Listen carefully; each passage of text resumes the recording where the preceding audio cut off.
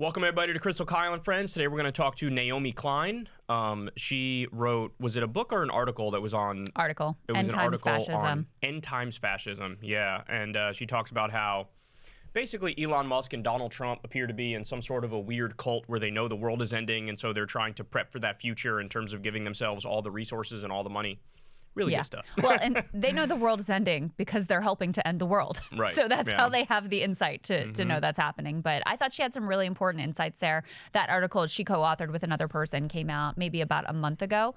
And her insights have really stuck with me since then. And I think are critically important right now as Elon exits the government. And in some ways, Doge is complete and utter failure in terms of like cost cutting and efficiency, which was never really the goal. But in terms of some of the outcomes that she's highlighting here, Doge was very important. I mean, one of them being like now his companies are just not going to be regulated. So if you want to destroy the state and put more power in the hands of, corporate barons like Elon Musk, Donald Trump, et cetera, in that way, Doge was actually successful. And she was the genius that came up with the idea of the shock doctrine, which is whenever there's some sort of an emergency, the government in power uses that to implement whatever change they want to implement, whether or not it's related to the emergency. And usually it's not. Think about Bush and the Patriot Act and the Iraq War in the wake of 9/11. Like, they knew that Iraq didn't attack us, but they wanted to go to war with Iraq. That was the project for a new American century. It was the neocon playbook. It's what they wanted to do. So they exploited that tragedy to then do what they wanted to do anyway. She came up with that, so anytime she talks about anything, I'm likely to listen. Yes, yeah. Absolutely. Absolutely. Before we get into that, though, there's some interesting new polling out on the abundance versus populism debate, and the numbers here are quite stark. So we can go ahead and put this up. So this group, Demand Progress, which is a progressive advocacy organization, they decided to poll on whether the abundance messaging or a populist messaging is more appealing to voters. And they broke it down by partisan divisions as well. So they defined the abundance argument by starting off with this sentence. The big problem is bottlenecks that make it harder to produce housing, expand energy production, or build new roads and bridges. The populist argument they described as, quote, the big problem is that big corporations have way too much power over our economy and our government. So overall, voters, so when you talk about Democrats, Republicans, Independents, overall, voters preferred the populist argument, and it was 56% to 44%.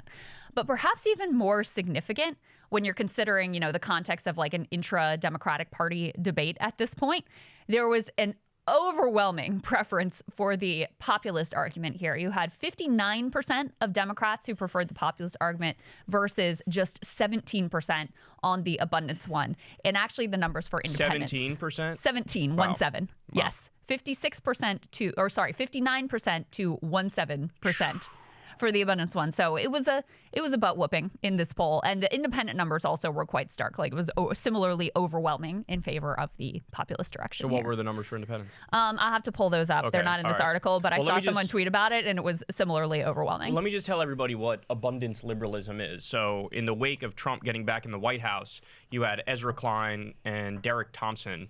These are two like well-known liberal data wonk type guys. They released this book, and the book is like a critique of the Democratic Party and the direction they think the Democratic Party should go moving forward. And the idea of it is, I want to be kind to it. I want to be fair. I don't want to straw man them, but I do think it's fair to say it's just sort of like neoliberalism rebranded, because their number one issue that they're focused the most on is zoning reform. They're big YIMBYs. YIMBY stands for yes in my backyard. In other words, we should be able to build more housing, don't have nearly as many restrictions against housing as we do right now. They think getting rid of those regulations, allowing more housing, that the outcome would be way better for the public. To which I say, look, in some circumstances, am I a YIMBY? Do I want to get rid of stringent rules that restrict building houses? Sure, I'm fine with that. But the idea that that's the core of your politics, and that's the thing that you think is like the defining issue of our time, that completely and utterly misses the mark. Because anybody with a functioning brain at this point knows, the problem is the corruption and the billionaires and the multinational corporations that have rigged the system. And it's never been more apparent watching Trump's fascist takeover and Elon Musk's robber baron coup. Yeah. I mean, all the money is going to the rich, massive tax cuts for the rich while they raise taxes on everybody else. Every piece of legislation that comes up is in some way or another just a benefit to the corporations and the rich while not helping regular people. I mean, slashing Medicaid like crazy, that's horrible for regular people. So in this moment, from my perspective, the argument you have to be making is billionaires bad, government good. Yeah. Social Security is good, super fucking popular. Medicare, same thing. Medicaid, same thing. In this moment, to try to, you're feeding into the right-wing narrative if the core of your argument is this government thing is bad. And that's what they're doing. Oh my God, all the regulations are so bad. Let's get rid of those regulations. Well, what do you call that, Krystal? When you talk about capitalism and you talk about, oh, these burdensome regulations, that's called neoliberalism. Yeah. Right? So it's rebranding neoliberalism, and I feel like it's, this is not the time to make that argument. It's really a shame. Here's the thing is there's a lot to say about it. So first of all, many times the groups putting the burdensome regulations in place that make it impossible to build are those large corporations. So Ezra famously sort of like got called out on this. He went on the Jon Stewart show and he laid out this example of, okay, in Build Back Better, or in the Inflation Reduction Act, originally Build Back Better, whatever. Anyway, they had all this money for rural broadband access and it didn't get deployed effectively. And he went through, here's this list of steps, and this is why they had all these bureaucratic hurdles to jump through in order to build out rural broadband. But when the Biden administration officials who actually were involved in crafting this legislation and implementing this legislation, when they heard what he had to say, one of them actually came on Breaking Points and was like, well, you know who put those provisions in place? It wasn't well-intentioned liberals. It was mostly Republicans who were aligned with the existing private internet service providers who wanted to make sure that there wasn't a public government competitor that they were having to deal with. And this is often the case. And the book, which I have fully read, and I've read all the arguments and all that stuff, because I know a lot of times critics get accused of oh, you didn't even read the book. I read the book. I talked to Derek Thompson. I read all the reviews. I did all the things. Okay, I promise you. They like to point the finger at the chief villain that architected these regulations being liberal do-gooders who it made sense at a point in time, and now it's time to roll that back. I don't even disagree that in certain instances that is the case. But where they really go astray, in my opinion, is when they go from making these sort of targeted critiques of this or that, California regulation here, New York regulation there, or whatever, to justifying this being the focus of a large political project and movement that they expect to not only be effective in terms of policy outcomes and delivering this abundance that they claim stripping these regulations back would deliver, which there's no evidence that that would actually be the case, but also that it would be effective as a mass political movement and would help Democrats win back power. And that was the piece to me that was always if you're just going to write a book about oh, we could do this little YIMBY reform here, we could do this little, okay, fine, no problem. Where people really objected was when this is being crafted as this is the answer to Democrats' problems. And instead of rallying around this anti-oligarchy message that is clearly working and people are clearly responding to, instead of that, we should focus in on zoning reform, basically. I am straw manning a little bit with that, but, on abundance. And that's where, I think the most largest amount of pushback has been. And these numbers demonstrate that, as a political project, as an attempt for Democrats to win back political power, this is a dud. Okay, so a few things. First of all, this is very top down. This is not organic. This is top down. It's Ezra Klein. It's Derek Thompson. They're funded by these Democratic think tanks. This is an attempt to come up with an ideology and sort of superimpose it on what's actually bubbling in the grassroots right now. So that's the first point. It's definitely top down. It is not grassroots. It's not like the anti-oligarchy tour. It's not like the shit like Tim Walz is saying at these town halls calling ICE the Gestapo, where they're really tapping into what's happening with the base. Right? That's first point. Second point is, it's not new. Can we stop pretending like this is new? I mean, Kamala ran on YIMBYism was one of the things she ran on, and I don't necessarily disagree with that. By the way, Bernie ran on zoning reform and YIMBYism as well. So it's not. This isn't new, and also again the dominant feature of the Democratic Party in the modern era, from Bill Clinton and onward, has been a healthy chunk of neoliberalism. Has been a healthy chunk of we're going to be the ones to get rid of the red tape and things of that nature. I think it drives me crazy that they're trying to act like we reinvented something. And it's you did the exact opposite. You're putting a new shiny coat of paint on the shit that they were already fucking doing. Yeah. Right?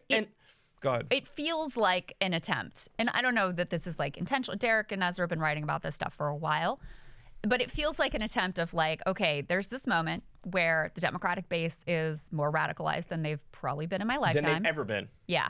And they are massively responding to Bernie and AOC and are ready to name the villain. Like, it's really clear what the Democratic base wants. 100%. You know, inequality, oligarchy, plutocracy, like money in politics. They're ready to go, right? We've got a villain to compete with the bullshit villains on the right. We've got this message locked and loaded.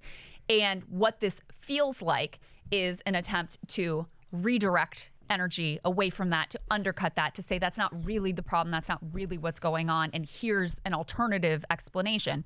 And one of the things, you know, once they write out what the abundance argument is here, you know, the big problem is bottlenecks that make it harder to produce housing versus the populist argument, which is the big problem is that big corporations have way too much freaking power.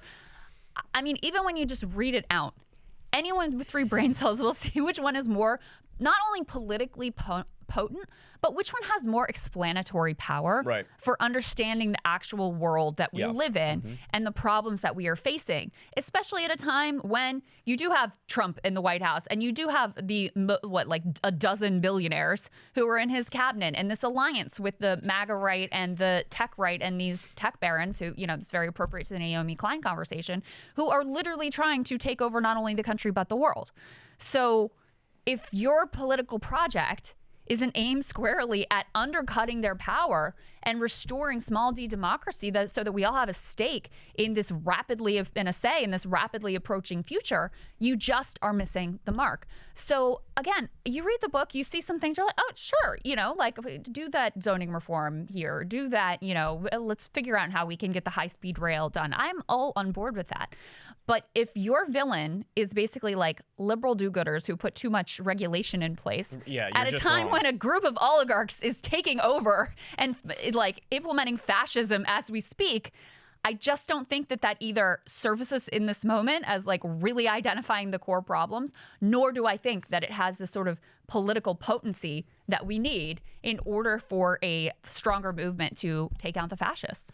Yeah, and I'm sure front and center is not, we need single payer, universal health care, Medicare for all. I'm sure front and center is not, no, we need to raise the minimum wage. I'm sure front and center is not, we need to pass the PRO Act so everybody can join a union. I'm sure front and center is not, we need to massively raise taxes on the wealthy and redistribute in the form of the social safety net. Right. Like, to the extent any of those guys support any of those things or a version or another of them, those are side points, right? Those are like a little tweak here, little tweak there. Yes. Right? They're not as bad as like the hardcore libertarians who think only capitalism, unfettered completely. Like, no, yeah, they have elements of, they're still Democrats, right? Right. But again, to your point, guys, at a time when we saw the cuts that Elon Musk was making, completely illegally, by the way, totally unconstitutional on every level.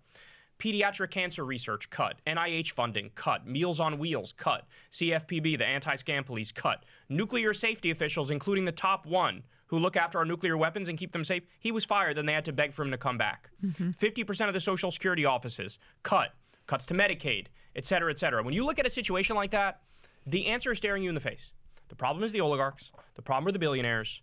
The government is good, and they're destroying every good thing about the government. We're here to defend the government. We're here to beef up the government. We're here to say the era of big government is over is bullshit. We want a new era of big government because big government has the capacity to do good things for you, which is why FDR got elected 4 times straight, and he had 80% of the House and 80% of the Senate at his peak. These are the arguments you need to make. If you're not making that argument, take a back seat, which leads to my final point, which is, look, if you're attacking Trump right now, the main villain, I'm willing to be in a big tent umbrella with you where we're roughly on the same side. I'm totally fine with that. But the next time Democrats get back in power, let's not pretend like you're working on some new shit and it wasn't the case for the Democratic Party since the fucking 1990s. You've had your go.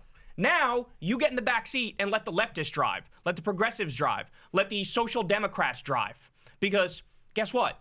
There's going to be way better results with them in charge, as there always is. There's a reason why AMLO was as popular as he was, and Claudia Sheinbaum is as popular as she is. There's a reason why Lula in Brazil is as popular as he is. Right. Because when you actually fundamentally deliver, believe in the power of government to do good, and get that done, then people love you, right? And that's why that poll is as devastating as it is.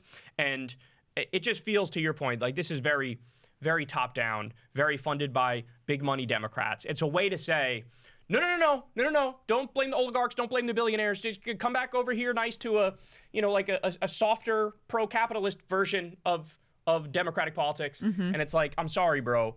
It's all so obvious to us now what's going on. It's time to change direction. There's also there's a slipperiness and a squishiness to their arguments. So Sam tried to pin Ezra down on this in their debate of like, okay, Ezra talks about everything bagel liberalism, where, okay, you're going to do broadband, but you're going to layer it with, like, you're going to have an equity requirement. You're going to have a childcare on-site requirement. You're going to have prevailing wage requirements, which have been really, really popular. And by the way, were, implemented during the FDR era, and we were sure able to build stuff then.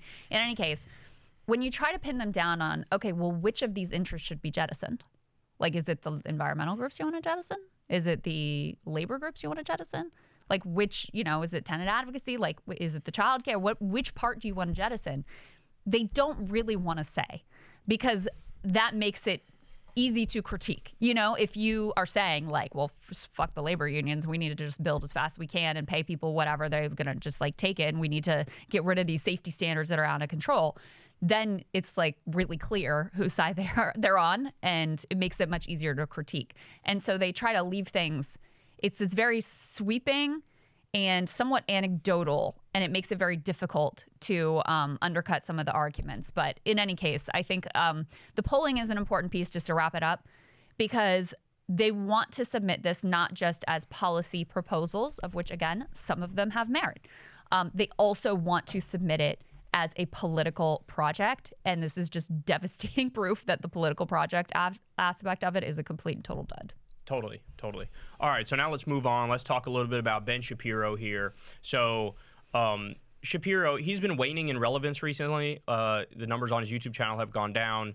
Jordan Peterson is completely and utterly washed now because he did that Jubilee debate, and it went horribly for him. Just terrible for him. I didn't see anyone defending him. It was like Everyone the was opposite of Sam Cedars' appearance. Yeah. Where even the right-wingers were showing clips of Sam Cedar owning the right-wingers, but they thought Sam must be the right winger because he's owning, the best of this. and these got to be liberals because they look stupid, right? So polar opposite. He just literally like melted in front of the screen, and he refused to be straightforward. Oh, what do you mean by you? What do you mean by God? Like he refused to just say the shit that he thinks, and I think we're getting to a new era of bluntness now that all that bullshit is sort of going away. Yeah. But anyway, Ben Shapiro's on the downswing, and you could see this clip right here is really indicative of why. He's become a bit of a joke and completely pathetic because he's part of the conservative intelligentsia, right? And he's going to talk here about the issue of Iran. And he's effectively begging Israel and the U.S. to go to war with Iran. Take a look. So a kind of shocking story from Axios yesterday emerged that suggested that President Trump had cautioned Israeli Prime Minister Benjamin Netanyahu in a phone call last week not to take any action that could jeopardize negotiations between the United States and Iran on a new nuclear deal.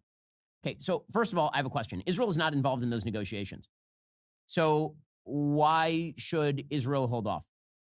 Real question. Israel is the country most under threat from Iran, not the United States.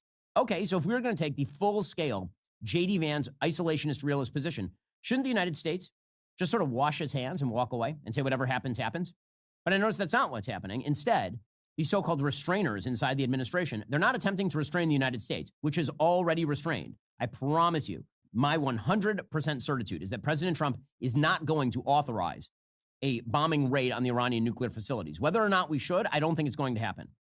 Okay, that's just the reality. So why is the restrainer team inside the Trump administration trying to stop Israel from doing that thing? Why?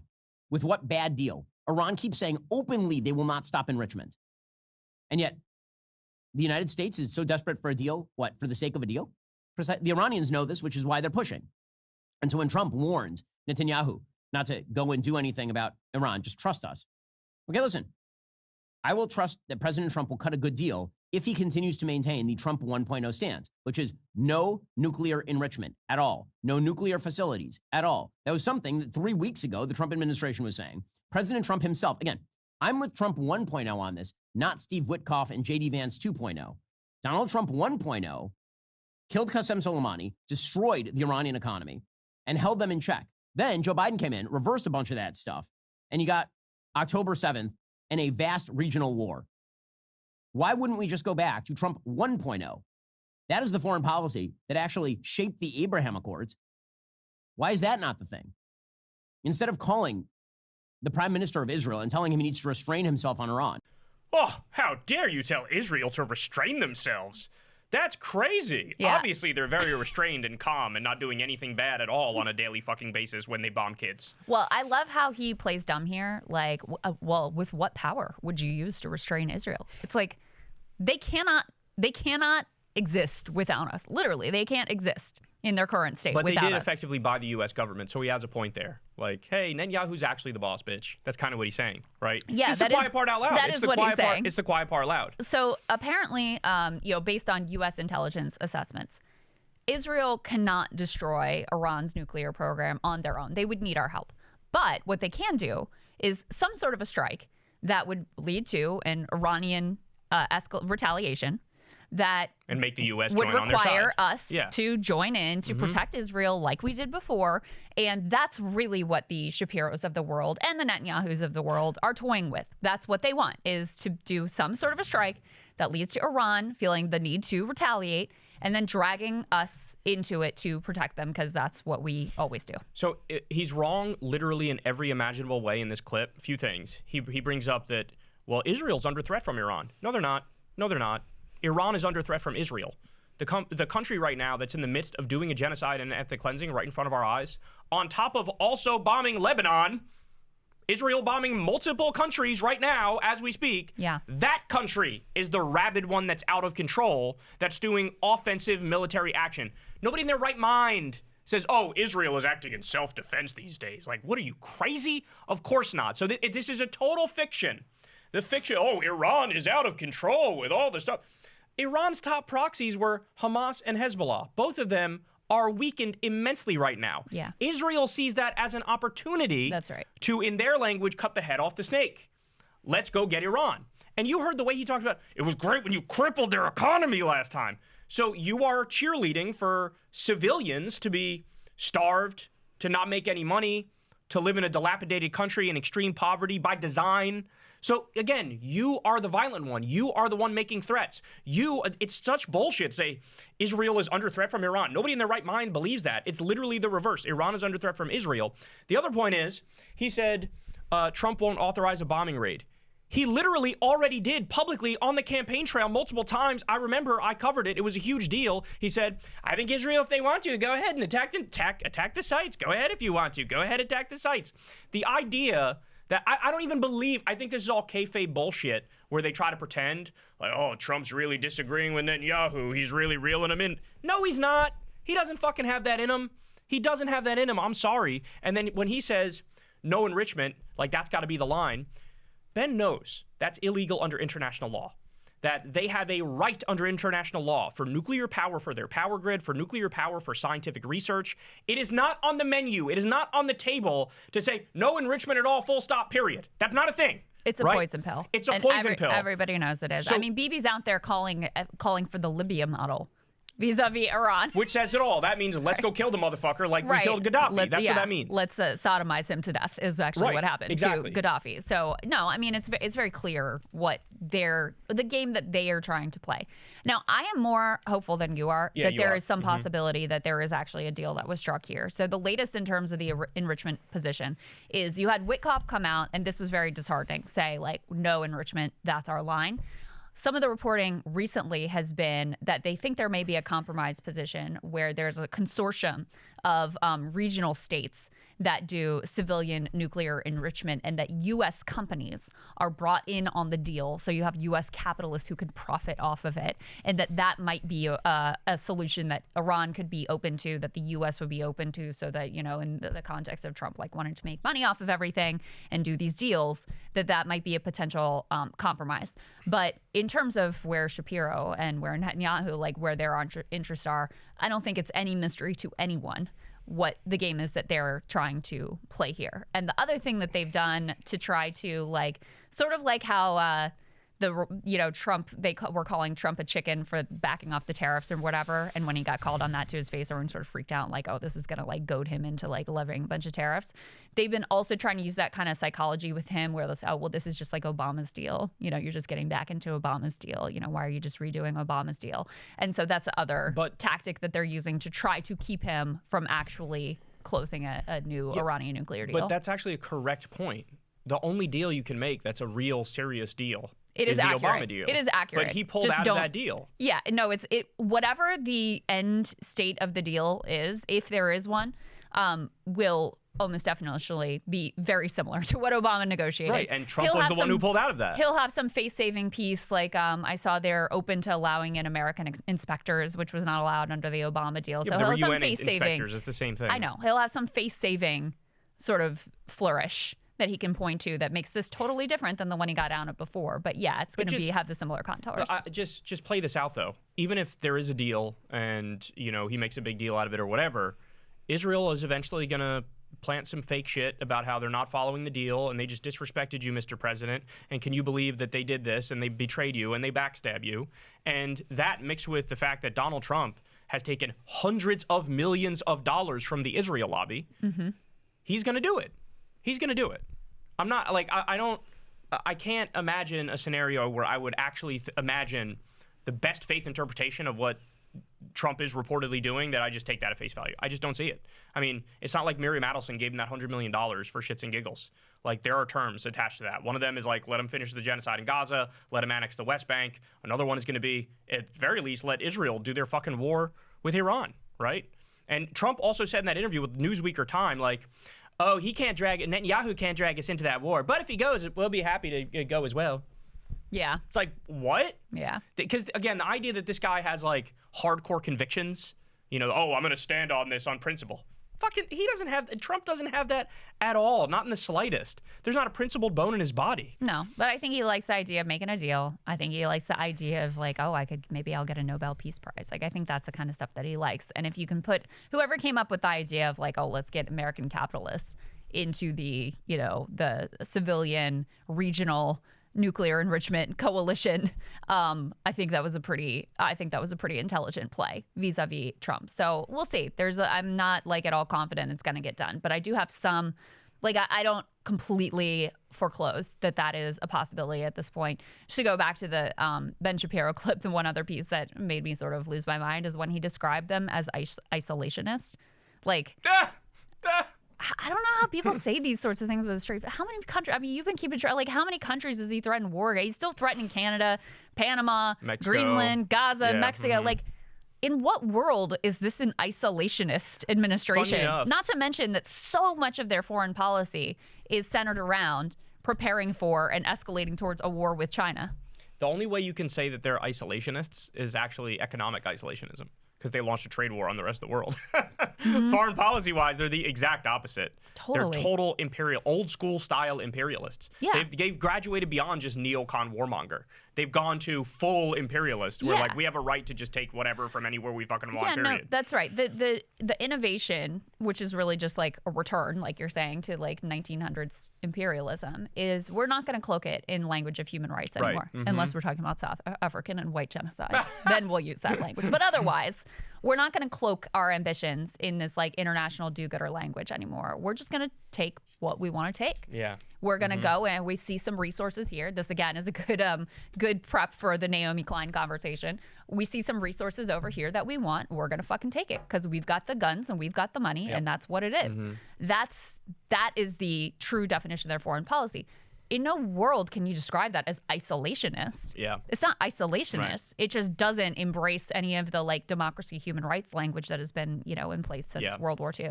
It's a final point. It's also just so crazy to me that to imagine a scenario where Trump pulled out of the Obama deal, which they were following it perfectly. We know that. It was he pulled working. out of it. He ripped it up. By the way, that makes our word shit on the world stage. Like, everybody knows we're full of shit.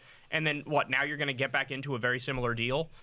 and then like what? Expect everybody to fucking pat you on the back? Yes. Like whether you And could they have just will. not gotten out of the deal to begin with. I know, but they will. They will, because he's a toddler, and they'll. Oh, good Right, job. yeah. You went pee-pee in the Well, potty. Way to go. You know. Netanyahu won't be saying that though. He'll be secretly seething. Yeah. But anyway, let's move on because we got one more we got to get to here. Okay. So the girls are fighting, Krystal. The girls are fighting. There is massive. People love when we talk about Nick Fuentes.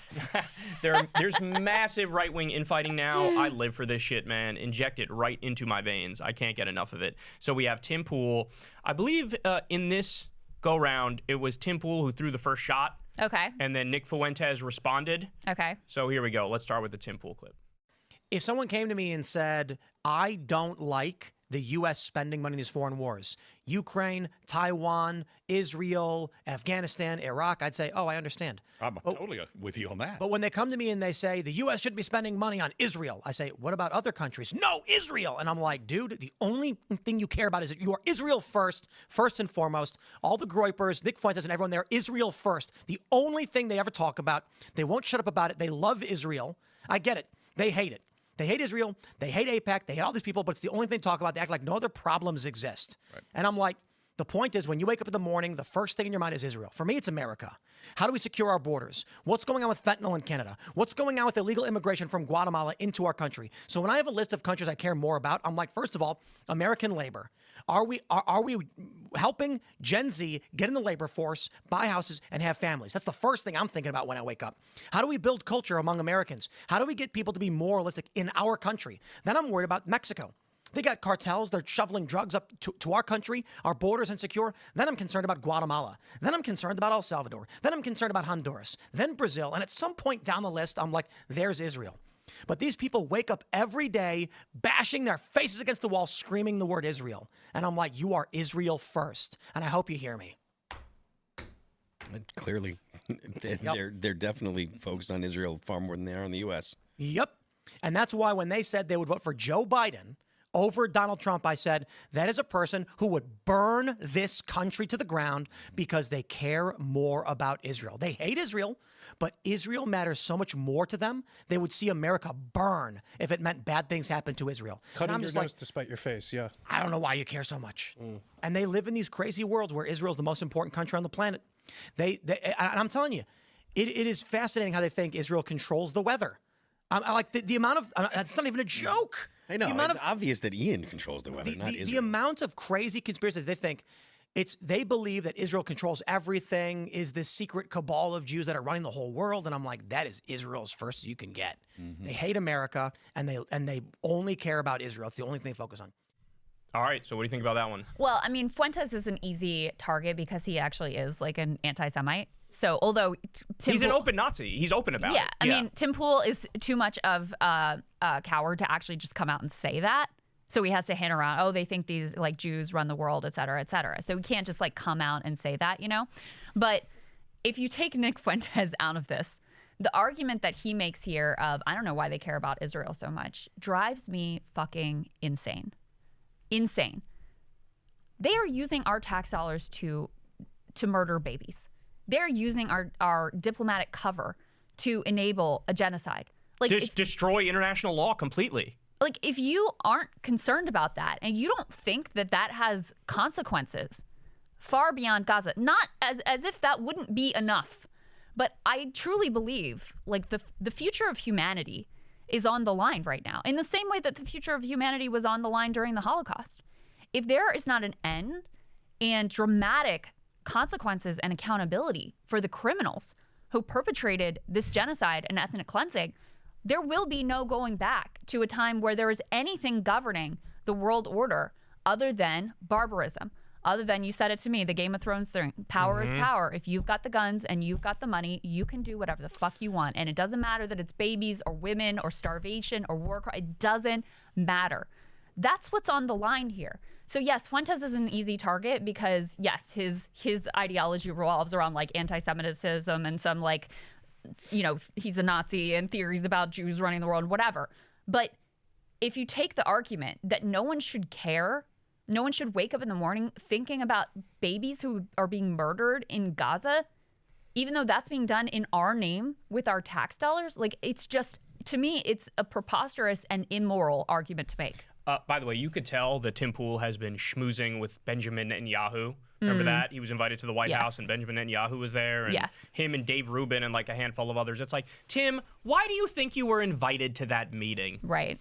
Dave Rubin is there with you. Gee, what's very commonly known about Dave Rubin? He's one of the biggest Israel dick suckers, no pun intended, because he's gay, in the country. We all know you say that about anyone, gay, straight, regardless of their sexual orientation. True. So, but male, female, doesn't matter. But like you were invited to that room for a reason, Tim. And now it's showing in your commentary that like Benjamin Netanyahu. So just a couple points before we get to the Nick Fuentes response. But when Tim says, well, the Nazis only talk about Israel, you almost got it. It's not Israel. They only talk about Jews. All they do is talk about Jews. That part is true. But the thing that Tim said was, oh, here's a list of the countries that I think wake up and America is number one, and then I think about all these other countries. And he basically said, like, Israel's at the bottom of the list. And to your point, it's like, we're giving them all the money in the world, all the weapons in the world, and then watching them on a 4K live stream carpet bomb hospitals and schools and women and children and babies and paramedics and World Central Kitchen workers. We got these horror stories where children are being sniped in the head, and the New York Times even has to report on it and say we have horrible pictures that we couldn't even publish because it's that bad. Right? So for you to say it's at the absolute bottom, it's like, well, shit, you have no humanity on the exact same level that the Nazis have no humanity, just in a different way. Because Tim Pool is a pro-Israel fascist, and you have Nick Fuentes is an anti-Israel fascist. And there's multiple camps within the fascist movement, and so it actually makes sense. But now let's cut to, here is the response from Nick Fuentes. So, Tim, go fuck yourself. You were in a meeting with Netanyahu, and nobody would even know that unless somebody leaked it. You got mad that you got exposed and found out. You met with the Prime Minister of Israel. You've lost your ability to say that you're impartial.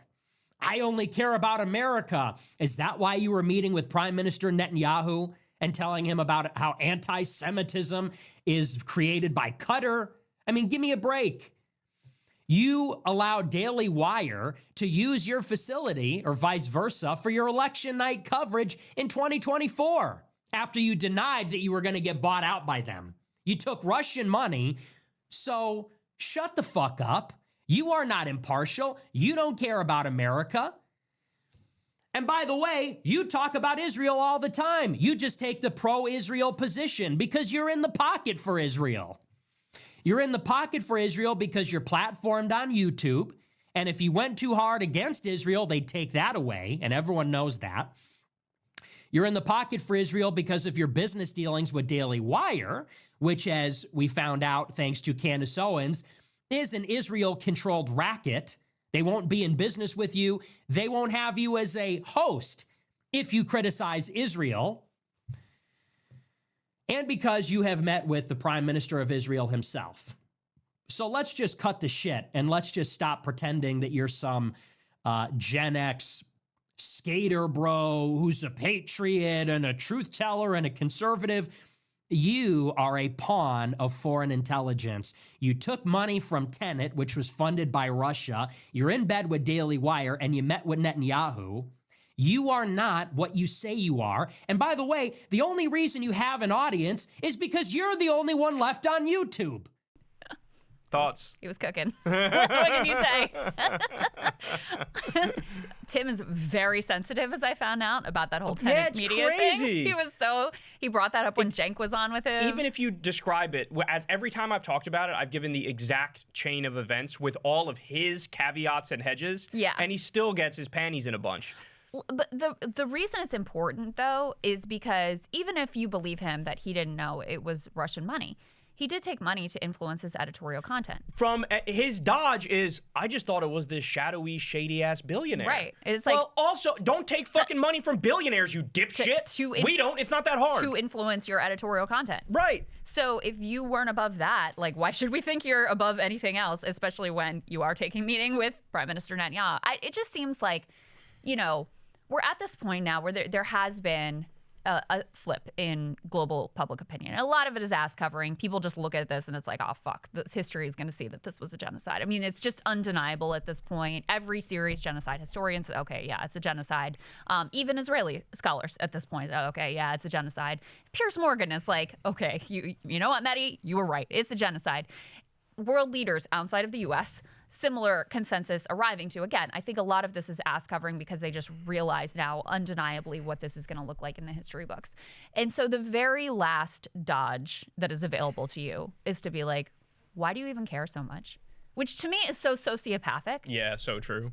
This is, without a doubt, the greatest atrocity that has been committed in our lifetimes. And it's being live streamed and it's undeniable. The plans are being announced. You know, you can, on your daily basis, you can look at the statements of Netanyahu and Smotrich and Ben-Gvir and others within Israel about what their plans are and what their goals are and how they want to, you know, snuff out the seed of Amalek, and they want to use aid as a weapon of war and use it to effectuate their ethnic cleansing plans. And they were starving 2 million people for effectively 3 months. Like, none of this is deniable at this point.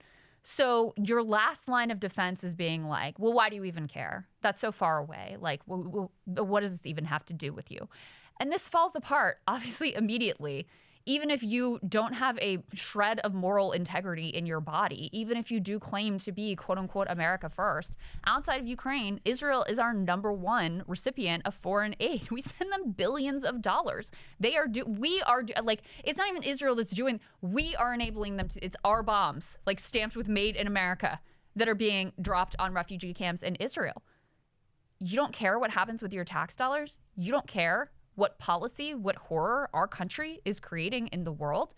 That to me is a completely insane position to attempt to hold. Yeah, and I would say in summation here is just to comment on both of them. Tim Pool is an absolute pathetic Trump ball coddler. That's why his show exists, is to coddle the nuts of the world's most powerful man. You know, he does this shtick where he pretends like, bro, I'm like a centrist or I'm like an old school liberal type of person. But then he does 87 stories in a row about how Democrats and liberals and leftists are fucking stupid and they're ruining everything. And, oh, Trump is great and he's owning the libs and look out for the wokeness, bro. And that shtick, it's all so tired. It's so tired. He is a colossal sellout. Nick Fuentes is right about that. Mm-hmm. He's definitely chasing the money. He's right about that, right? But now to move on to Nick. Nick is a Nazi contrarian who wants Trump to be even worse. Right. That's his perspective. And the other day he said on his show, like, he says, the future is me and Andrew Tate and Candace Owens. Candace Owens just did a fawning, sycophantic interview with Harvey Weinstein and his mangled penis, trying to act like he was innocent. That's what Candace Owens is up to lately. And Andrew Tate, on the same fucking day he said that, he was charged with like 21 counts of all sorts of crimes, including rape, including sexual assault, human trafficking, and human trafficking and things of that nature. Wow, way to hitch your wagon to a bunch of winners there, fella. But I guess that's the what right it is. Is very bright there. That's what it is when you're a fucking Nazi, though. You know, it's like he's a little Nazi contrarian who wants Trump to be worse. He probably wants to set up more concentration camps, right?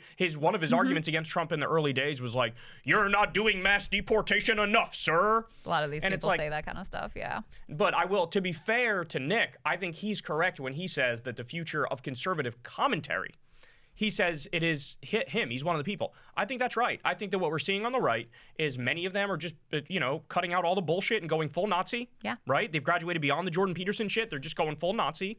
And then the ones who don't do that are the low IQ, Kool-Aid drinking Trump cultists who will go listen to Asmund Gold giggle as he sits in his own filth with the dead rat in the background and talk about, Trump's base, bro. We own the libs, bro. Yeah. So those are the camps. It's like the super like low IQ. Trump gets pussy. That's why I like him. Like well, that that's level, Andrew Schultz. That's the Rogan sphere. The Rogan sphere likes Trump for that reason. That level of analysis. I'm not talking about the people true. especially, but that level of analysis that's just like vibe based. Like, oh, well, they seem cool. So, and they let me say that like pussy and retard. So I like them. Yeah. So in summation, fuck both these guys, but let them fight. Keep going at it. Give us more content. We're enjoying this. So we are so fortunate to be joined today by Naomi Klein, who is such an important thinker and has written all kinds of best-selling books. Doppelganger was fantastic. Shock Doctrine, of course, No Logo, and wrote a really important piece along with Astor Taylor for The Guardian titled The Rise of End Times Fascism. Welcome. It's great to see you. Great to see you too. Yeah. So if we could just start with this piece, and in particular, you said something in conversation with Emma Vigeland that stuck with me, which is that Elon, Peter Thiel, this sort of cabal of tech billionaires, that they're actually not just anti-human, they're anti-creation. And I wonder if you could lay out what you mean by that. So I think, like all of us, I have been trying to understand what makes this Trump administration different from the last one, what it has in common with other authoritarian leaders who are rising around the world. And so this piece with Astra comes out of an attempt to sort of understand this Frankenstein-like coalition that brings together a lot of working class people, the sort of MAGA faithful, with some of the richest people in the world, also people who are very religious, who are really bound up in a kind of end times vision of the world, with these tech billionaires who are obsessed with the AI singularity, uploading their consciousness, transhumanism, escaping to Mars. And what we mean by end times fascism, and what really brings this coalition together, we're arguing, is that all of these visions are really giving up on this world. They really are taking for granted that whatever this project that we're in is, it's hitting the wall, right? So if we think about it in religious terms, like we understand the power and the appeal of the idea of the rapture, right? Like that the final battle is coming. And of course, anybody who follows the right and spent a long time down that rabbit hole, you hear this discourse a lot. It permeates the whole conspiracy land, right? Like it's the white hats, the black hats, the final battle, right? Like it's all coming, it's all coming. And that kind of end times prophecy has always been part of political culture, but it is really, really accelerating as the times we're living in become more extreme, right? And we have global pandemics, and we have climate breakdown, and we have more and more wars. And so every one of these is kind of like tick, tick, tick, the apocalypse is coming, right? Like we are really in it. But if you look at what these tech billionaires are saying, they also believe that we're hitting this that we need to think about the next world, right? Like that this world is coming to an end, and that's why we need to upload our consciousness to the AI singularity, right? Musk is not a particularly religious guy, right? He was an icon for atheists for a long time. Now he's sort of flirting with Christian. He says, well, I believe in Christianity, with what Christianity stands for, right? So there's this kind of coming together of the tech world and the Christian fundamentalist world. They're not all the way there, but they're reaching towards each other. But whether they actually meet or not, they share a worldview that doesn't see a future in our world, right? In the world as it is, in this dimension, whether their fantasy is the rapture and the chosen faithful being hoovered up to a golden city in the sky, or whether they're uploading their consciousness to the AI singularity, or I don't know how seriously to take the idea that they think they're going to colonize space, in their lifetimes. I don't take it particularly seriously, but the structure of the worldview is the same, right? It's that this world is ending. We need to prepare. We need to build our bunkers. We know that people like Peter Thiel and Sam Altman are very much in the tech bunker industry, right? I mean, they're preparing as they all have versions of this prepperism for the super rich. But if you listen to Steve Bannon's podcast daily, you'll hear all of the ads are buy gold, make sure you have 90 days of ready to eat meals. It's all based on this idea that the end is coming, right? So that's why I said to Emma that they are giving up on creation, and they're treasonous to this world. And by treason, I don't mean traitors to the nation, but really traitors to all that is life, all that is living. And I think that they deserve our fury for that. And so part of what we're trying to do with the piece is really ignite people's anger at the betrayal of having our world in the hands of people who actually don't believe in our world, who don't see its wonder, who don't see its value. Elon Musk looks up at the night sky and imagines a place to put his space junk. He doesn't see anything worth saving here. And there's real horror in that to me. So recently we learned about the development of AI to the point where it can like blackmail its creators.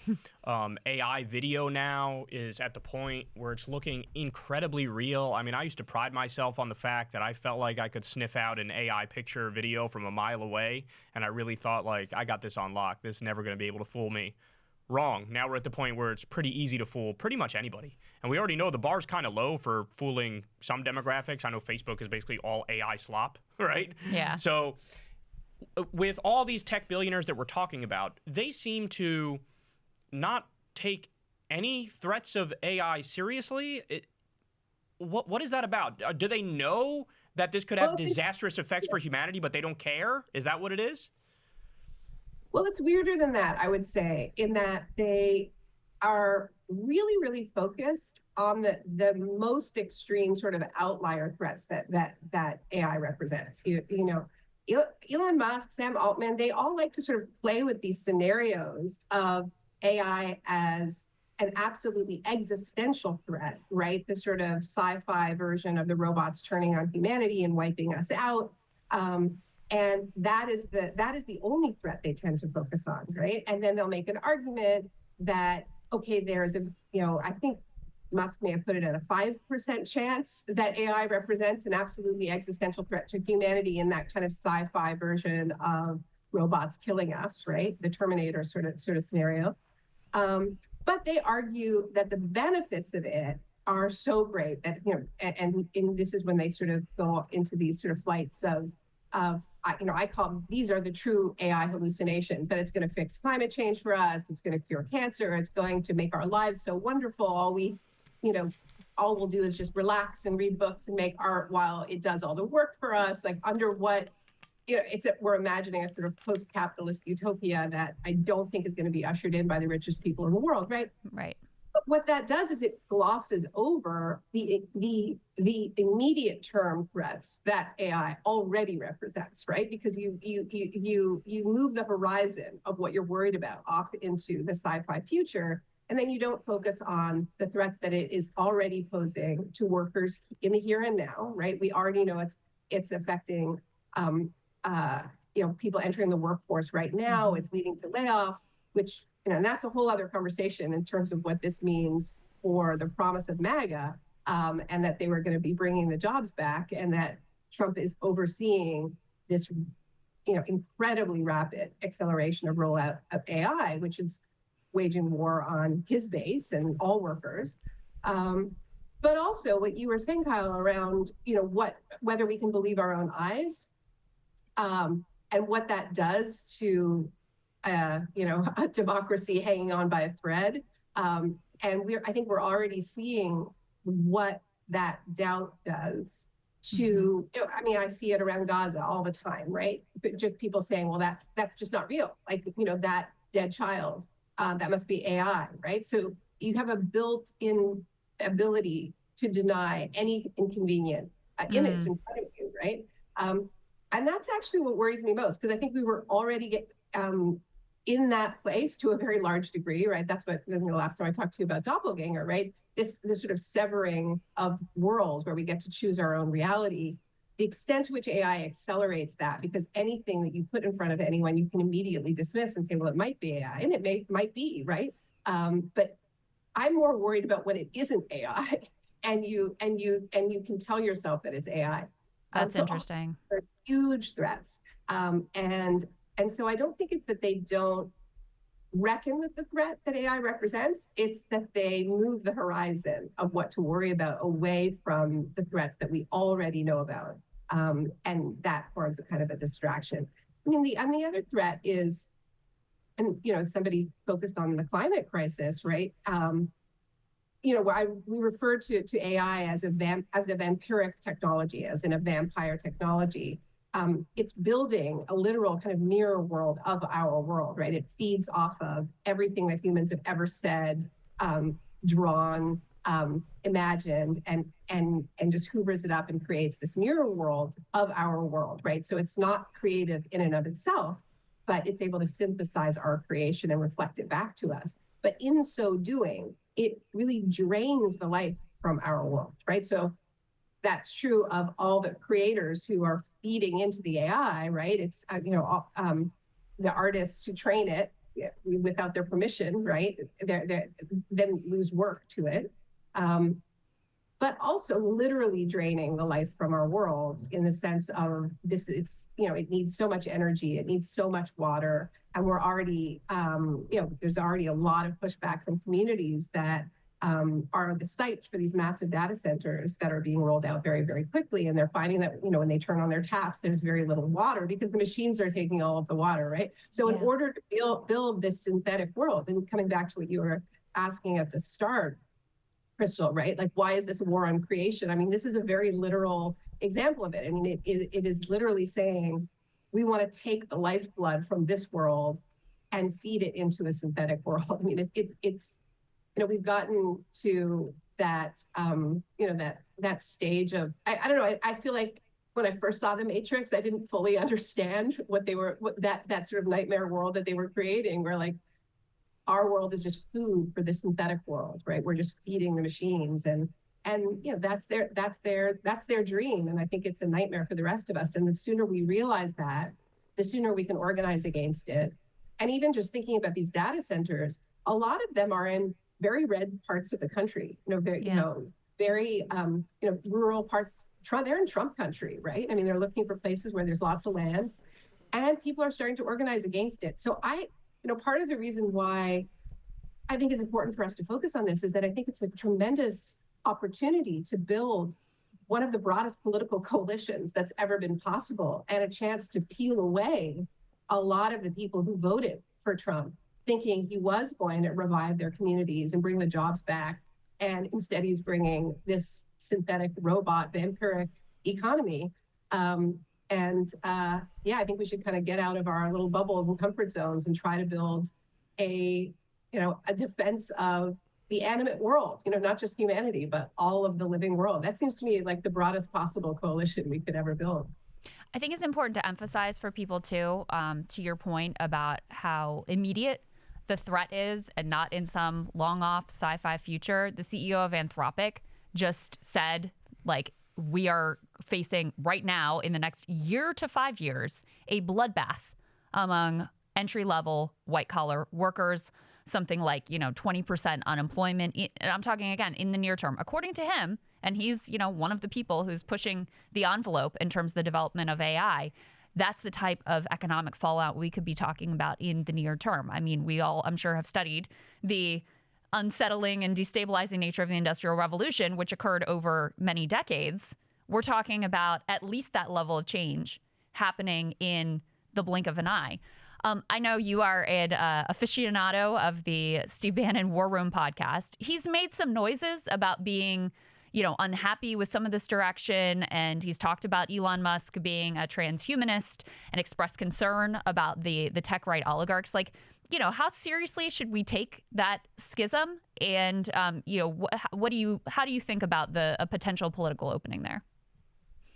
Yeah, I think it's really significant that Bannon feels the need to go as hard as he's going on his podcast right now, sort of separating himself from the agenda of, the transhumanists, as he calls them, and to make a distinction between the sort of Elon wing of the party and his wing.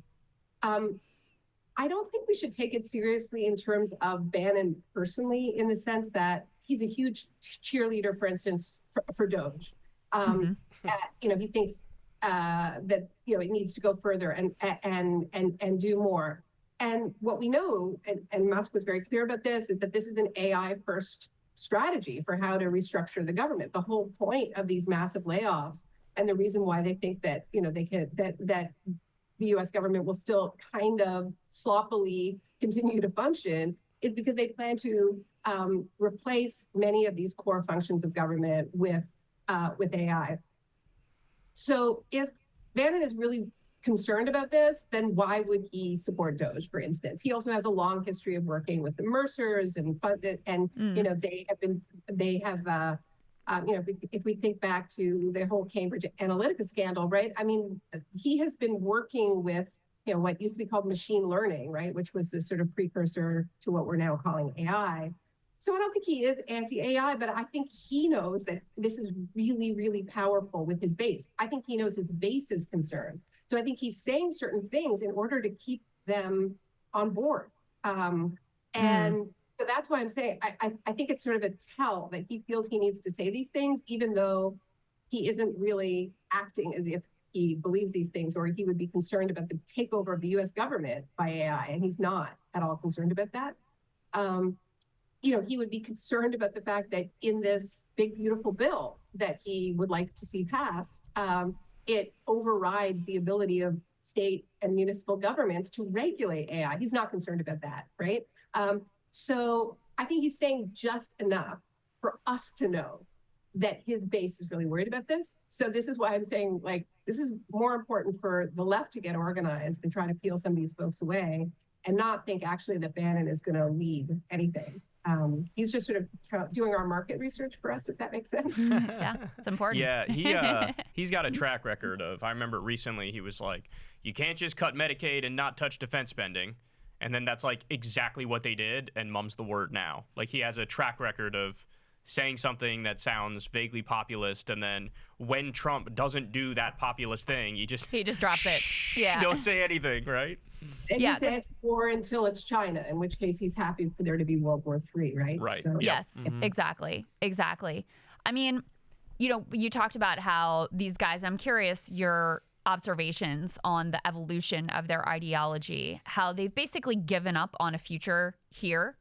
And I guess it makes sense, since they are also the ones, both through climate crisis and through the development of AI, who are helping to ensure they're, trying to guarantee there won't be a future here, and then positioning themselves to be the ones who profit off of the apocalypse.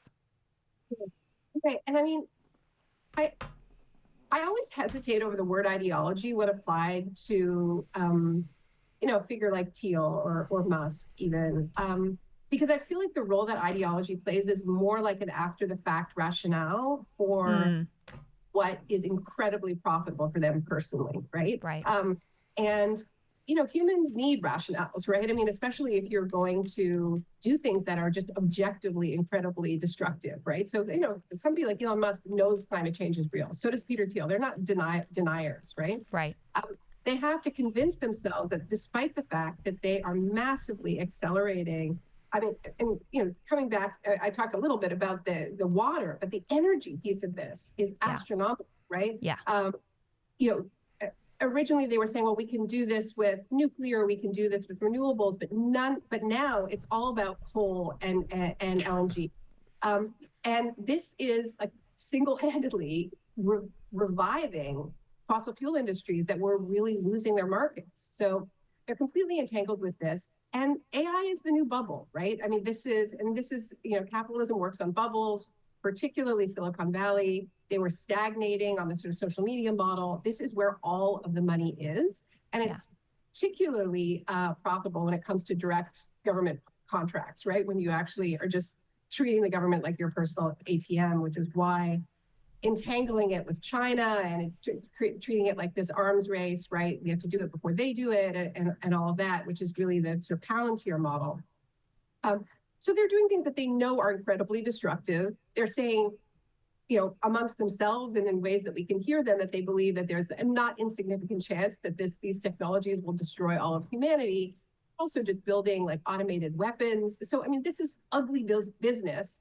And there needs to be a story. There needs to be a story for why this is actually saving humanity, or maybe some small, or that the end is foretold, right? This is why I think they tell themselves a story that it's all ending anyway, and that they're investing in the next phase. And then the next phase is uploading their consciousness to the AI singularity or its space colonization.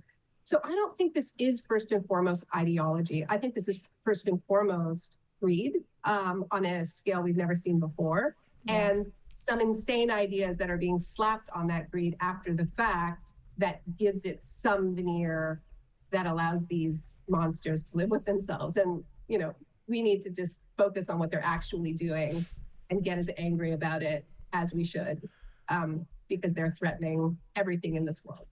What do we make of the idea that there appears to be a base level revulsion to the idea of like putting a chip in your brain among regular, normal working people, right? Yeah. But then once you get to this top 0.001% gaggle of tech billionaires and oligarchs, suddenly that like the duh position to them is like, well, of course we want to put chips in our brain. Of course we want to download our consciousness to a computer, as you said. What do you make of that disconnect, and why is it, like, what explains that gap? Can I actually say Elon thinks that the chip in the brain is a form of AI safety, because then the robots and the humans are interlinked, so that there isn't this is his view, so there isn't a human versus robot divide. So we are one with the robots. It can just take you over at that But point. that's his view. You've fallen far down the rabbit hole. Yeah. I've been going deep. Yeah. That sounds like Elon Coke too, by the way. It's a total lie, I feel like. Yeah, how high was he when he said that? Here's what I honestly think. I think that billionaires aren't just a policy failure. They are an epic moral hazard to humanity. Because I think when you amass a level of wealth that we cannot comprehend how rich the people we're talking about are, that they don't believe that they are like normal people, nor should they have to follow anything like the same rules. And I believe that they think they're gods. And they have a lot of evidence around themselves that they are just another species, because they're surrounded by people who treat them like kings, and their experience of moving through the world is so unlike the experience of regular people. And so the preoccupations and strange obsessions of living forever and putting in the chips and uploading the consciousness, I think, are only understandable and explainable in the context of a kind of a wealth derangement, where you have an opinion of yourself that is so beyond what one can explain through a term like narcissism. I don't know if that helps. No, it definitely helps. You're reminding me of the guy who's obsessed with never aging. I forget his name, but he's been everywhere. I feel like that doesn't even look all that good for his age. He doesn't, but like the stuff he's done is crazy. He's like injected his son's blood into his body and spends all day in a hyperbaric chamber and does this thing and that thing and all these supplements. And to your point, there seems to be something about that feels deranged. Humans are not meant to have that level of like power and endless wealth, and I think it does become like a sort of mental illness that is impossible to really comprehend unless you are inside that brain or around these guys enough to see the way that they think and the way that they operate, because it really does feel sort of incomprehensible from the outside. I wanted to ask you, so level of paranoia as well. Though that's true too. I do think that they can't quite believe that they're getting away with it. And so they're really worried that we are going to, at some point, get our act together and actually say, you can't do this. Like, you can't actually set the world on fire in order to build your rocket ships or whatever it is. And so that's why, I was mentioning earlier that these kind of in the piece, we call it like they're the people who believe in the either fundamentalist or evangelical version of the rapture, where they actually, they believe the end times are coming and there's going to be the battle between the Antichrist and the Messiah, and then the faithful get hoovered up to the golden city in the sky. But then there's a secular version of the rapture, right, where the end times come and you go to your golden city down here, or you go to space or whatever it is. But increasingly, Silicon Valley, and there have been some articles about this in the Times and elsewhere, is becoming more religious, right? And it's sort of a famous atheist place. And Thiel has been holding these kind of luxury Bible study meetings and so on, and sharing his view that he believes that the Antichrist may be here, and it's actually Greta Thunberg, which is insane, obviously, but telling. It's another one of these tells, right? I have some other candidates for the Antichrist in mind right now. We've named a few of them in this conversation. Go ahead. I think he might be worried that he is, and so he's sort of deflecting a little bit. But he explains that that the Antichrist is supposed to come seeming like they're spreading peace and so on. But so he says, Greta wants everyone to ride a bicycle, and the only way, which isn't true, and that the only way that can happen is if there's a single one world government that is totalitarian. So even though it seems that she wants something good, actually it would lead to something bad. But really all this is showing is that what keeps him awake at night is the idea that we would at some point regulate him. Like, actually, you can't do this, right? And sort of spinning these wild fantasies around it. But yeah, no, I think that that's part of the derangement. But I think there are parts of their fantasies that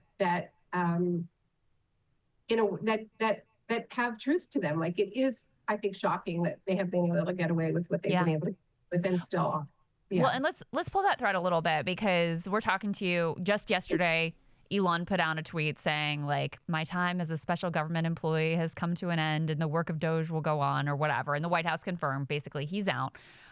Doge, in terms of cost cutting and efficiency, which was never the aim in my personal opinion, but that was the goal that they publicly stated, complete failure. We are spending more money and are less efficient as a result of their efforts. Way to go. To my knowledge, they did not find one single instance of actual fraud. They found a few programs they ideologically don't like, but they did not find any actual fraud. So on that level, it's a complete and utter failure, and Elon is kind of leaving town with his tail between his legs and with his company's reputations battered, et cetera. However, on the front of not being regulated anymore, he made quite a lot of progress, in terms of defenestrating agencies like the CFPB, which wasn't even regulating him yet, but was probably going to have to start regulating Twitter with their deal with Visa. That was on the horizon. We'd go into these different agencies that had investigations of Tesla or SpaceX, and he would gut them. And of course, this administration just really isn't regulating white collar crime or business crime much at all anymore. So on that front, he was really successful. So in terms of the goals of their project, how do you think that they're doing at this point? Yeah, I think I don't think we know. I think it's kind of terrifying that that there's this push to protect Doge from FOIA, so that we will kind of never know what they've done, what they did, how they have. Because a lot of this has just been a massive data grab. That's true. And, which brings us back to AI and, what they're going to do with that. I'm a little skeptical. I mean, I don't want to minimize it, because I do think that it shows that organizing works. And I think that this had mainly to do with pressure from Musk's shareholders, because the organizing that targeted Tesla was incredibly effective.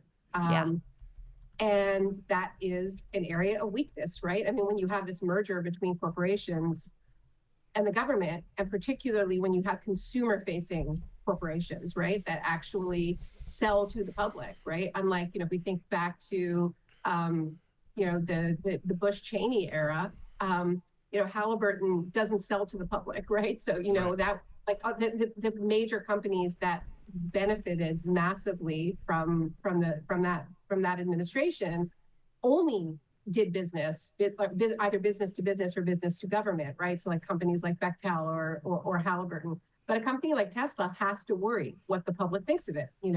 Trump doesn't really have to worry, because he's got a very kind of Republican business model, right? So his golf are fine and his hotels are fine and so on. Although there was damage that was done to Trump International hotels and things like that, where they had to close, and that was significant. Yeah, but his Trump shitcoin is fine, so that's most of his net worth at this point. Yeah, exactly. So I think they're getting a little bit better at figuring out how to pressure-proof their business models, right? So that they're able to make business, and this is something that Bannon is very good at as well, right? He's a businessman, and he is. He's created, in Doppelganger, I call it a mirror world, but all of it is for profit, whether it is his podcast / he's called it a cash machine, the War Room, right? It's very cheap to produce, and they're constantly selling all of their survivalist gear. But the same is true of all the social media sites and so on. They only have to worry about selling to MAGA. And it's true for the crypto as well. But that's not true of Musk. So I think we should keep our eye out for other kinds of pressure points like this. But I don't fully buy that this is a rupture between Musk and Trump. I think that the real money is going to be in this. I mean, I hate to use this term, but like the Golden Dome, which is just another just massive cash grab, which is not going to work, but is going to transfer a huge amount of wealth from public to private hands. And I think Musk is going to be first in line. So I just think he did what he did. He made a mess. He left, but he's going to benefit on many, many different fronts from what he already did, whether it's the data, whether it's the Space Force, whether it's the Golden Dome. I think that business arrangement between Trump and Musk is ongoing. Trump has really solidified his wealth because, when you take over the government, he's now set to make corrupt deals with dictators all around the world, totally ignore the emoluments clause of the U.S. Constitution, knowing that he's not going to be brought down over that. And that's why you see all these deals with Saudi Arabia, with Qatar, with Oman, with Israel, he's got all these, that on top of his scam coin, as Krystal pointed out. He also sold NFTs. He also had a crypto exchange. He's also selling $100,000 watches, which literally didn't exist when he started selling them. There was a disclaimer on the website that says this is not the actual picture of the watch. And of course, the speculation is this is just a massive scheme where foreign billionaires can send him money and then he can do them favors when he gets to the White House. So, I mean, his goal is achieved in the sense that, he can make as much money as he wants because now he's the most powerful man in the world. And to Elon, it was the whole idea of Doge was, as you point out, Krystal, to take away the ability of the government to regulate the billionaires, right? So there's 7 to 12 different agencies that regulated or were going to regulate Elon Musk, and he defanged them immediately on top of his pediatric cancer research cuts and Meals on Wheels cuts and cutting the CFPB and the nuclear safety officials and 50% of the Social Security offices and all that stuff. And so it really, I've been calling it, Naomi, a robber baron coup because I feel like that's the most accurate way to describe it. Yeah, I think it is, and the robber barons of our era are the tech barons, right? So what they want is different from an earlier generation of robber barons, but they've also been very upfront that they considered the robber baron era the good old days, like the golden age, and that they're trying to return to.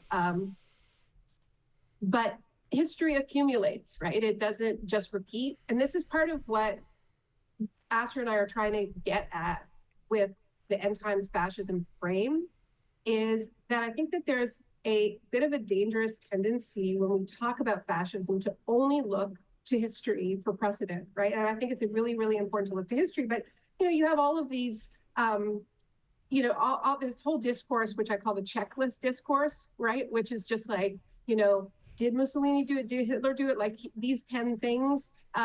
If you can put a check mark next to all of them, then that means that we're back in the 1930s, right? And so we're only, and I think we need to look back, but we also need to look forward at the same time to understand that history doesn't move in this repetitive loop. It moves more like kind of like a spiral, and it changes. Like every time it goes around, it accumulates more damage, more weight. If we're talking about what capitalism has done to this world, just to be very blunt about it, right? And this is why it's important to understand that, if you look at the discourse of fascism in the 1930s and 40s, yes, it was apocalyptic in its violence, but it had a horizon for a future for the people for whom fascism was being perpetrated, like in whose name, right? If you were in the in-group, then you were being promised a sort of a tranquil life. Like once you got through the violence, right? Then you were going to have a farm, your Lebensraum, you were going to have a peaceful future, a natural future for your children. And it wasn't like this wild vision of the future that we've been talking about, where it's like, we could spend all day just talking about the wild things that Musk and Thiel imagine for the future, which is not for everyone, right? It's for a very, very small group of people who get to survive the violence, right? That like, you know, who get to upload their consciousness or merge with the machines or whatever it is. It isn't a future that most people want, as you said already. And so the lack of a future horizon, the lack of a promise for the people who actually voted for Trump is a weakness in this project, right? Yeah. So it doesn't It's true, not yeah. cautious.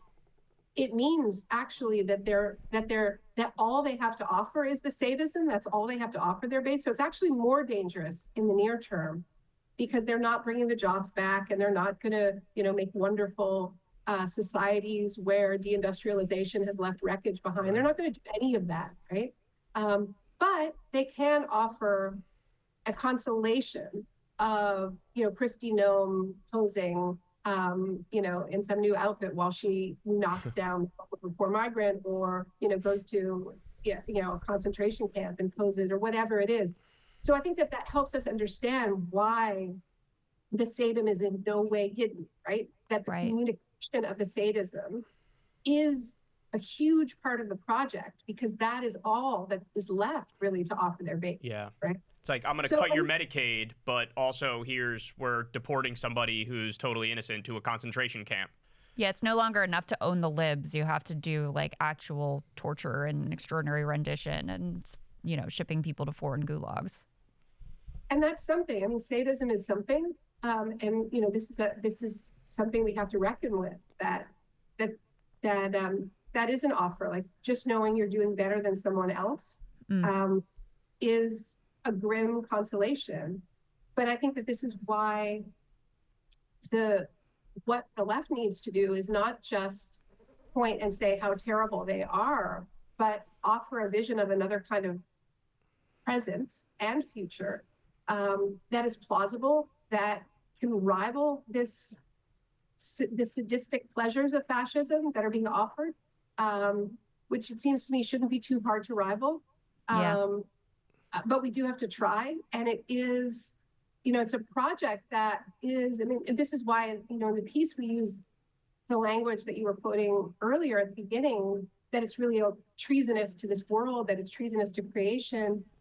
You know, I think we need to understand that the right at this stage in history is very much working on the level of myth, right? They're marshaling some of the most powerful myths in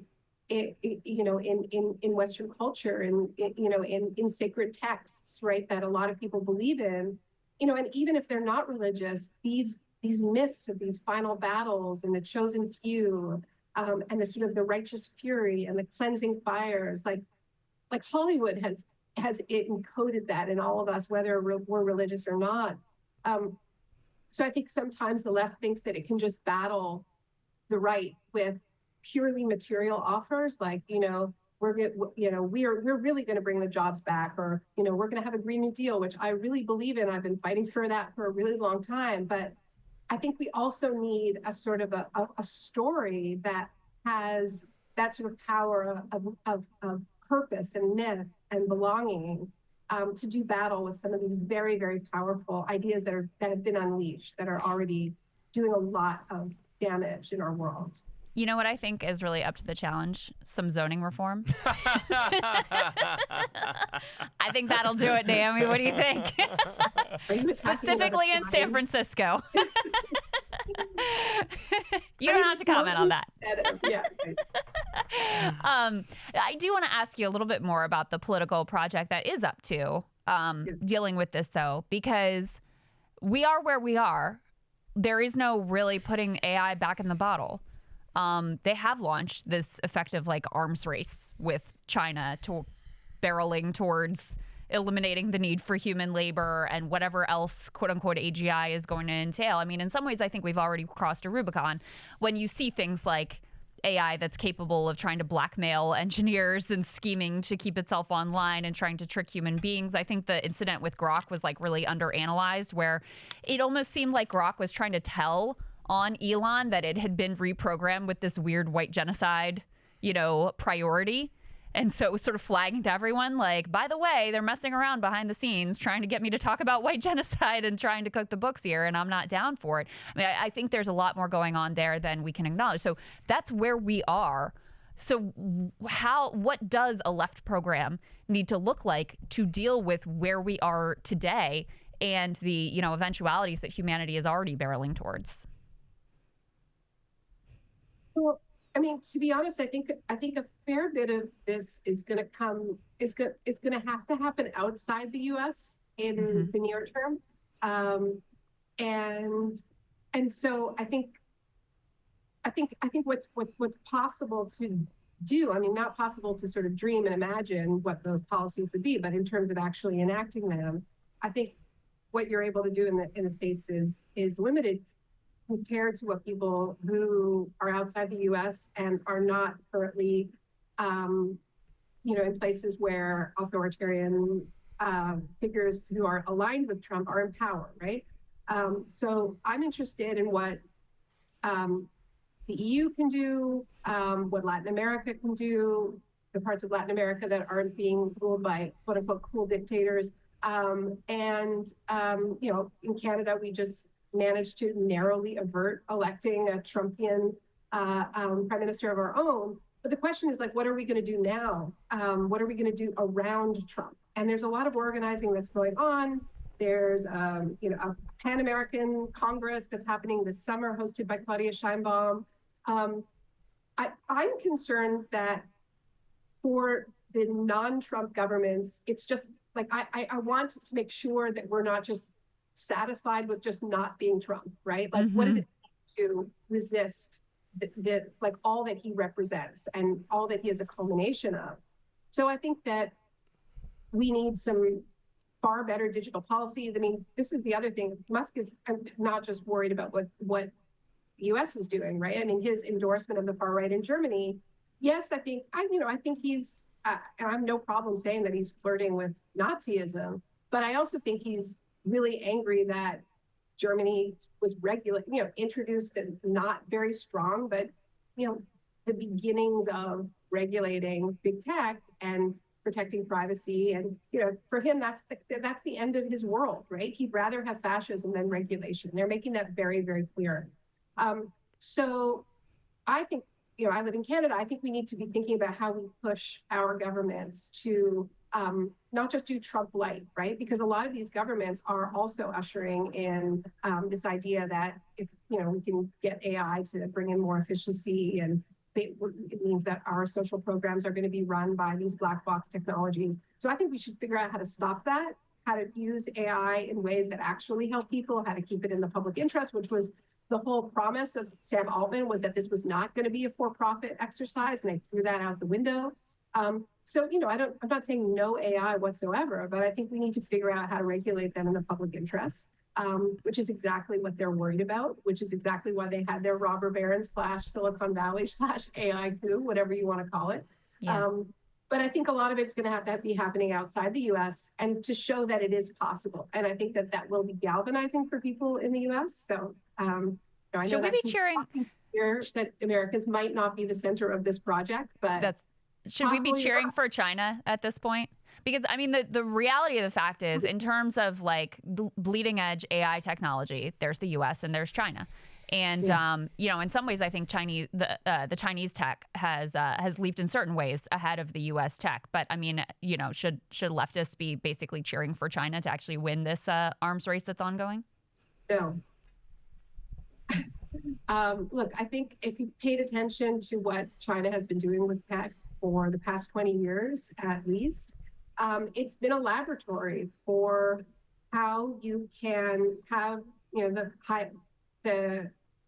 very, very networked, very high-tech society without democracy, without freedom. My opposition to U.S. policies is not just because I hate the U.S. and so anybody who is, competing with the U.S., I'm rooting for. I try to have a politics that is rooted in, a set of legible values and beliefs, and I'm not rooting for either of them. I haven't made up my mind yet if I'm rooting for the flip phone days to come back, but I think I'm leaning in that direction. Oh, I definitely am. Yeah. Kyle and I both think that we would have been better off if we just, when flip phones were developed, that's it. We just cut off all new technological development. Like, we'd reached the pinnacle. That was it. For a while, it was a flourishing competitive market where no two people I knew had the same phone. Everybody had their own unique phone that was from a certain company that flipped two ways. It or wasn't did this just or did that. which iPhone are you getting? Exactly. Yeah. It just felt more pure and simple times. Last question I have for you, Naomi, is to lay out the interplay with end times fascism and the sort of like prepping as a national strategy and the foreign policy that we're seeing, because we actually played in the intro a clip of Ben Shapiro talking about this administration as being isolationist, which I think is a preposterous way of viewing them. But actually, I found their foreign policy a lot more intelligible through your lens of like, oh, this is imperialism, obviously, like a throwback imperialism, but with this specific goal of almost like of prepping just on a national scale. Like, oh, Greenland has some minerals we're going to need. I guess we're just going to take Greenland now. So can you flesh out that piece for us a little bit? Yeah, I've been calling it supersized prepping for a while, like at the level of the nation state, because, like, once again, history doesn't just repeat, it accumulates. So there are elements of this that echo earlier stages of imperial expansion, but there was, even though Trump says, oh, this is manifest destiny 2.0, which he said about colonizing Mars, there is no, the original manifest destiny was the kind of cover story for the accumulation of European imperialism of we're spreading God's word throughout the world. And it, there's, like, once again, we always have to be a little bit suspicious of the cover story that makes it possible to invade countries and take all of their resources. And that's what Manifest Destiny was, right? It was the story that this was actually doing God's work.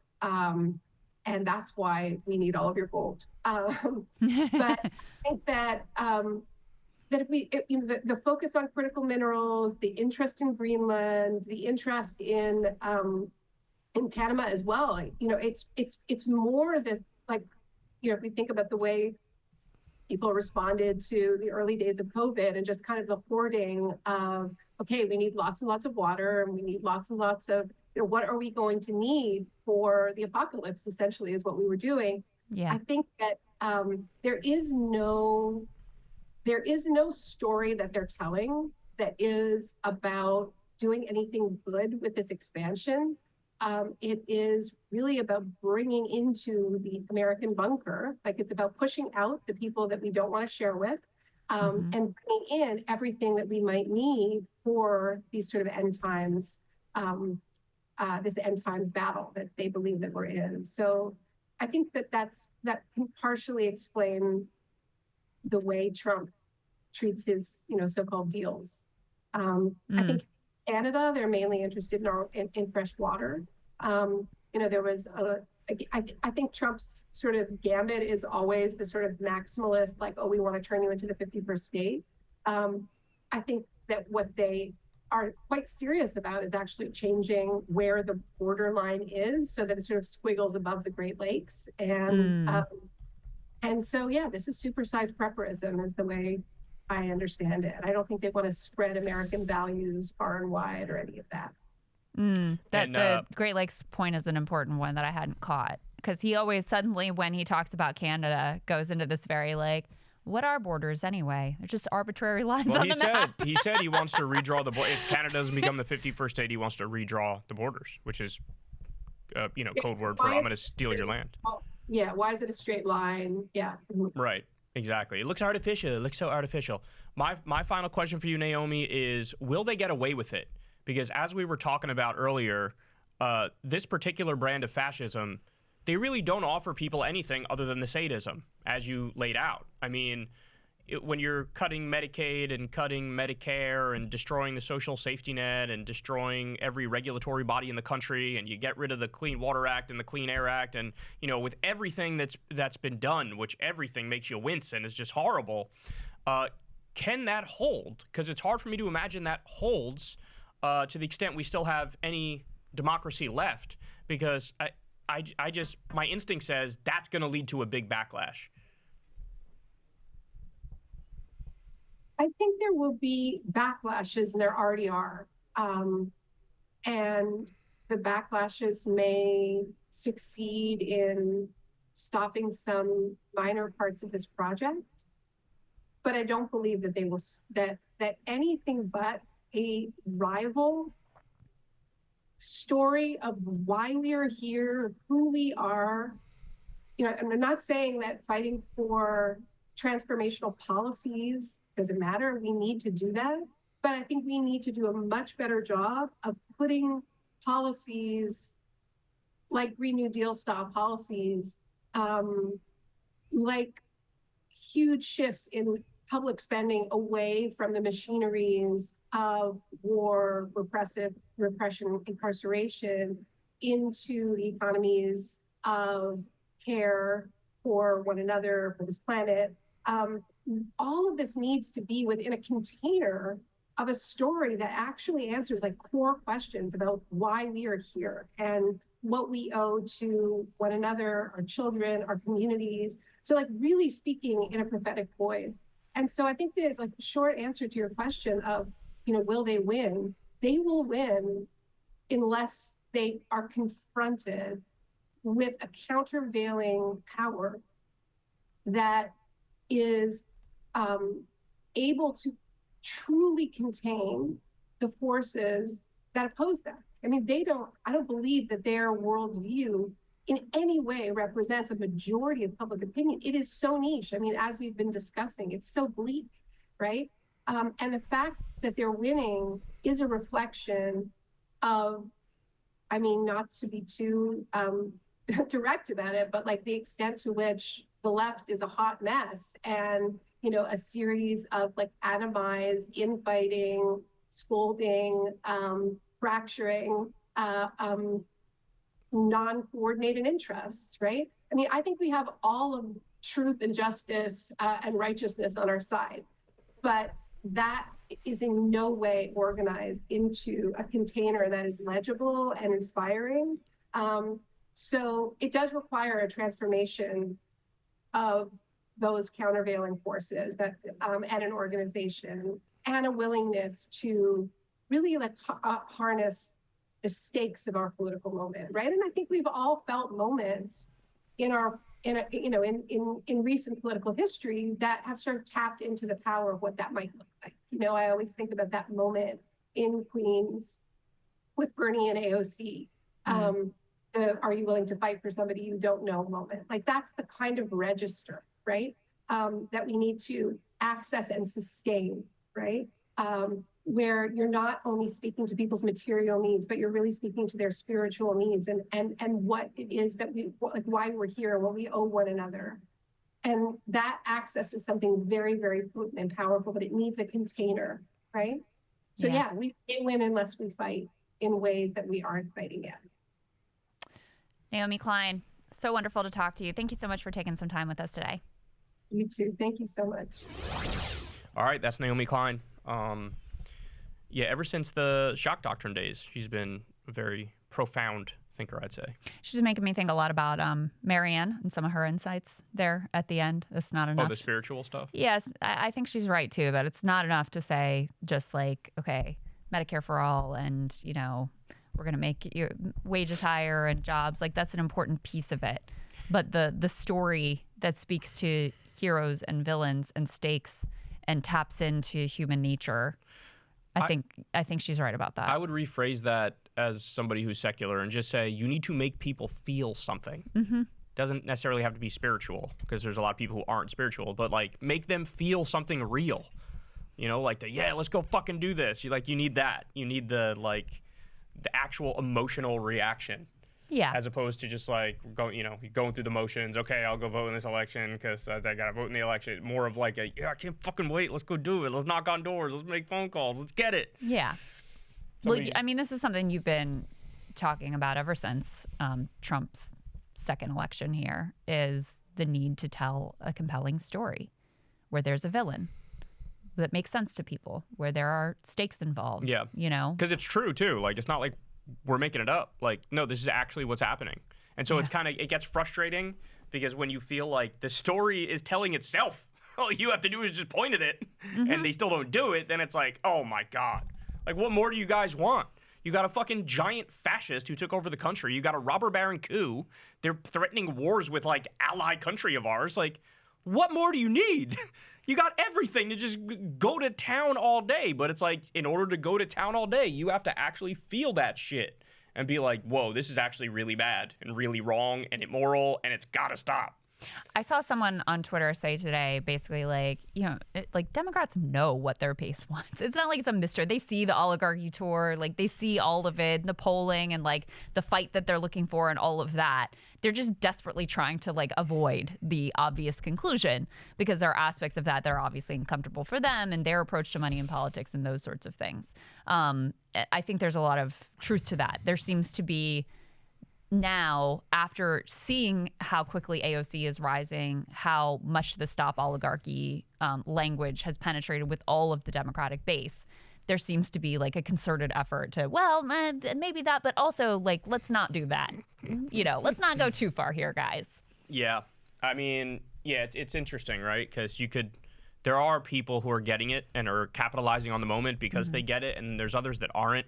That's an interesting theory. I don't know if I agree that they all see it. I feel like there are plenty of Democrats who are just sort of genuinely out of touch, and they are. It comes from an authentic place. Yeah, and they're weighed down by this liberal proclivity towards nuance, right? So like Trump does the most insane thing you've ever heard, and then you got some smarmy liberal who's like, "Well, is it all bad?"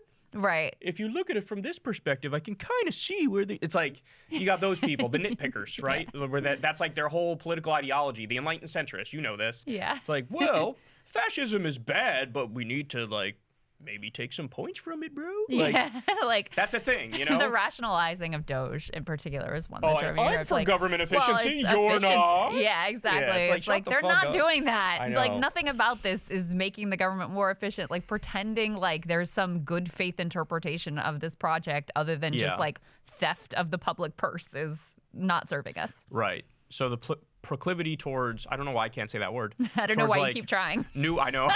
Towards nuance and nitpicking, I feel like, and plus just genuinely being out of touch, maybe in the higher income brackets for some of these elected Democrats. I'm thinking of like Jim Himes. Is that his name? I think it's Jim Himes. Yeah. He did an interview with Mehdi Hassan, and this is like a month or two ago, and I remember watching it going, ugh. Like he just, something about him was just like, you're never going to get it, are you? You know what I mean? But then you have like the Alyssa Slotkin, like the CIA wing of the Democratic Party, then I'm like, oh no, you know what you're doing. Yeah, no, she definitely knows what she's doing. But then you got the other people who are just like I think Tim Walz is just sort of like a down-to-earth Midwestern guy who's just like, I think everybody should have health care, man. And it's like, that's right, do that. So it's like there's different flavors and varieties. But if everybody were to get on the same page, to your point, and realize that there's no other way out of this, man. You're not going to abundance your way out of this shit. It's not going to happen. You're also not going to liberal, nuance, nitpick your way out of it. It's not going to happen. Yeah. Like, you need a crusading warrior who's all about that life. Like, these motherfuckers are fascists. We're right. They're wrong.